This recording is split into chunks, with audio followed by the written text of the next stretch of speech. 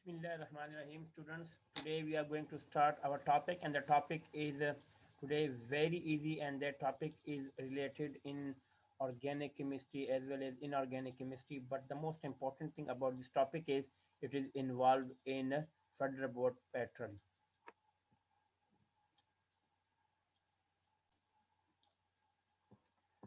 बिस्मिल्लाहिर्रहमानिर्रहीम।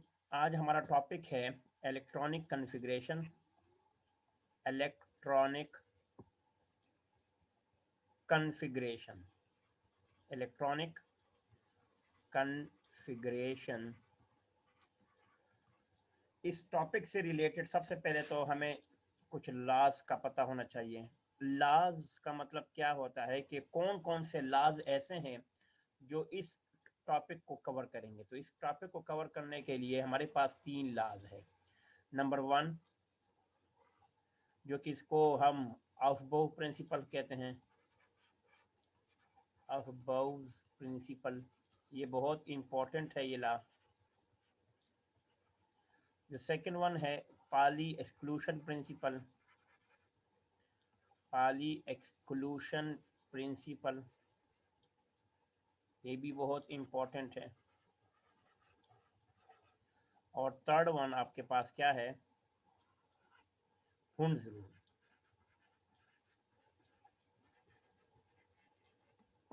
इनमें से आज जो सबसे इंपॉर्टेंट है और हम पढ़ने वाले हैं, ठीक है, वो हमारे पास है हुंड्स रूल। तो हुंड्स रूल को सबसे पहले टच करते हैं।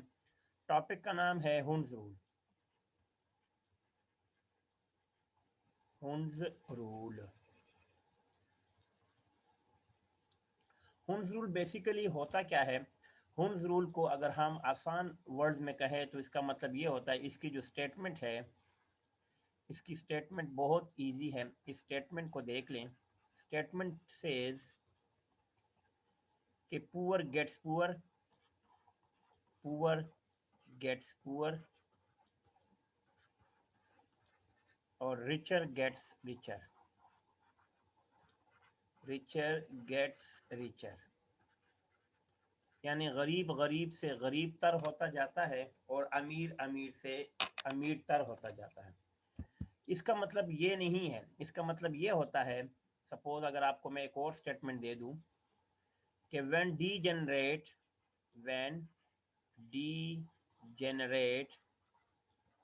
when degenerate orbitals are available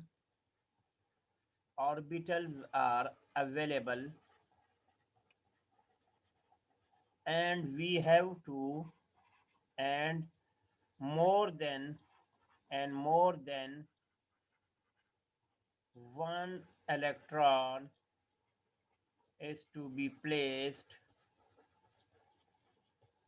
then electron will go to different atomic orbital, will go to different atomic orbitals, different atomic orbitals with same spin rather than putting them rather than with same spin rather putting them with one orbital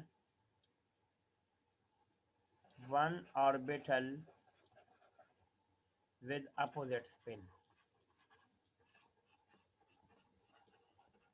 with opposite spin। अब आपकी मर्जी है, आप ये वाली definition याद करें या ऊपर वाली। इसको समझने के लिए अगर हम एक एलिमेंट ले लें, जैसे नाइट्रोजन ले लिया।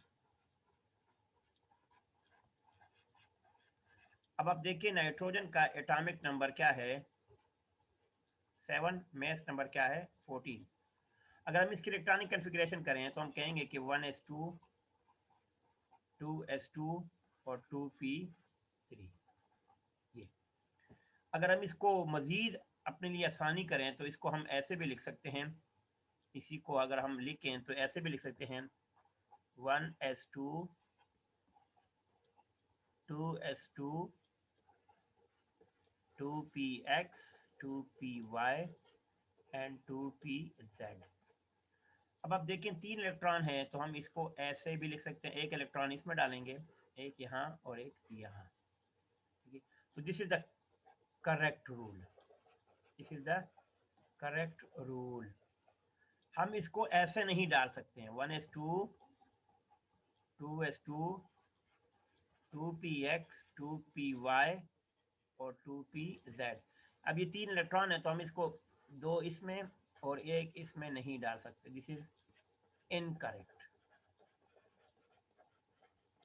अब इसी को समझ लें, देखें अब उन्होंने इसने ये कहा था कि if degenerate orbitals are available, आपके पास अगर डी जनरेट ऑर्बिटल्स है, ये डी जनरेट ऑर्बिटल इनको कहते हैं 2px 2py और 2pz। डी जनरेट ऑर्बिटल का मतलब होता है, डी जनरेट ऑर्बिटल्स का मतलब होता है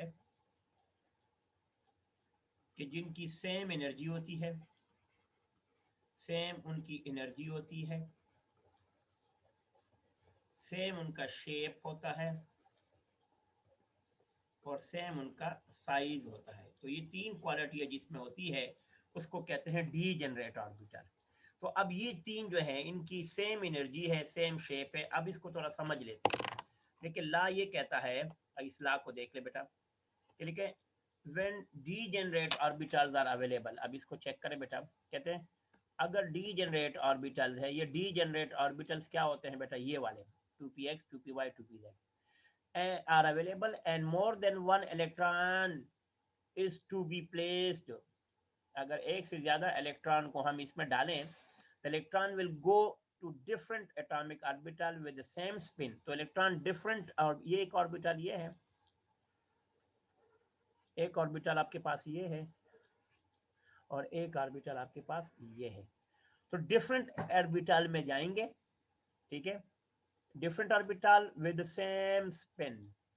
स्पिन उसका क्या होगा, सेम होगा।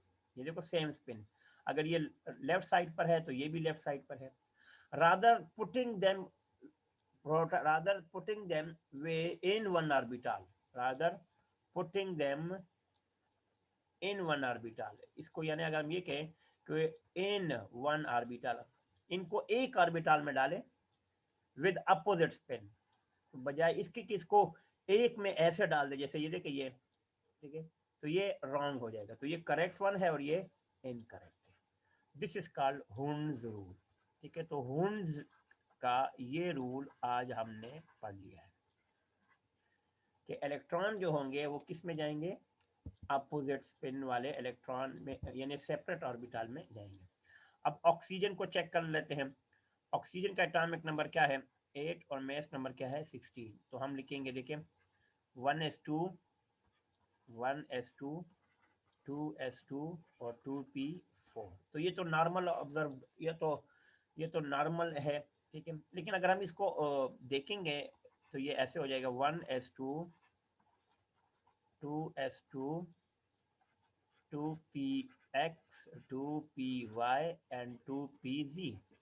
अब 4 इलेक्ट्रॉन अवेलेबल है तो हम पहले हुन्स रूल के मुताबिक ऐसे करेंगे और एक ऐसे करेंगे, ठीक है। तो ये आपके पास डी जनरेट ऑर्बिटल्स है, ये है आपके पास डी जनरेट ऑर्बिटल, ये हमारे पास है D generate orbitals. D generate orbitals अगर आप इसको ऐसे करेंगे 1s2 2s2 2px 2py और 2pz, यानी 2 इसमें डाल दिए और 2 इसमें और इसमें नहीं डाला, तो ये आपका हो जाएगा, ये हो जाएगा करेक्ट वन है। This is according to Hund's rule है, अकॉर्डिंग टू, ये आपका हुन्स रूल के मुताबिक है, तो ये ठीक है।